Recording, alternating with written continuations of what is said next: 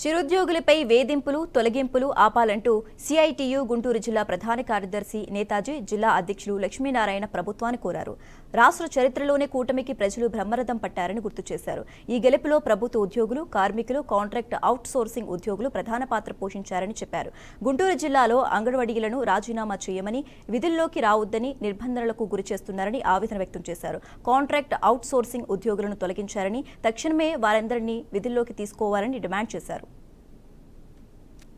ప్రమాణ స్వీకారం కూడా చేయకంటే ముందే గ్రామాల్లో ఉమ్మడి గుంటూరు జిల్లాలో కొన్ని చోట్ల అంగన్వాడీలని మీరు డ్యూటీలకి రావద్దు, రాజీనామా చేయండి, అప్పటిదాకా మీరు డ్యూటీలు కూడా చేయనీయం అని చెప్పేసి ప్రత్యక్షంగా అంగన్వాడీ కేంద్రాల్లో టెస్ట్ వేసి విధులకి రానివ్వకుండా అడ్డుకుంటున్నారు.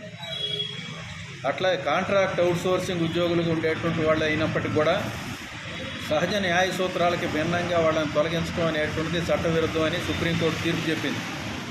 అంటే వాళ్ళు ఎవరినైనా తొలగించాలి అంటే వాళ్ళు చేసినటువంటి నేరం మీద వాళ్ళకి నోటీస్ ఇవ్వాలి, వాళ్ళ సమాధానం తీసుకోవాలి, దాని మీద విచారణ జరపాలి.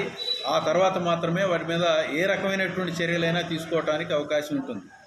ఇందుకు భిన్నంగా నోటి మాటగా గుంటూరు జిల్లాలో కాంట్రాక్టు ఉద్యోగుల్ని పనిలోంచి ఆగిపోమని చెప్పేసి అనేటువంటిది ఆదేశాలు ఇచ్చారు. అట్లాగే డ్వాక్రా మహిళల్ని ఆర్గనైజ్ చేసేటువంటి యానిమేటర్లని తొలగించేటువంటి దానికోసం అధికారులుగా ఉండేటువంటి వాళ్ళు నేరుగా పోలీసులను వెంటబెట్టుకొని ఆయా గ్రామాలకు వెళ్ళి డ్వాక్రా మహిళలందరినీ పిలిపించి పోలీసుల సమక్షంలో వాళ్ళని బెదిరించి వాళ్ళ చేత యానిమేటర్ని తొలగిస్తున్నట్టుగా తీర్మానాలు రాసి సంతకాలు పెట్టమని చెప్పేసి పెట్టిస్తూ ఉన్నారు. ఈ చర్యలన్నీ కూడా చట్టవిరుద్ధమైనటువంటి చర్యలు అని చెప్పేసి అనేటువంటిది సిఐటియు ప్రకటిస్తూ ఉంది. ఈ చర్యలన్నింటినీ సిఐటియు ఖండిస్తూ ఉంది. ఇట్లా అక్రమంగా తొలగించినటువంటి వాళ్ళందరినీ కూడా తిరిగి పనిలో పెట్టుకోవాలని చెప్పేసి సిఐటియు డిమాండ్ చేస్తూ ఉంది.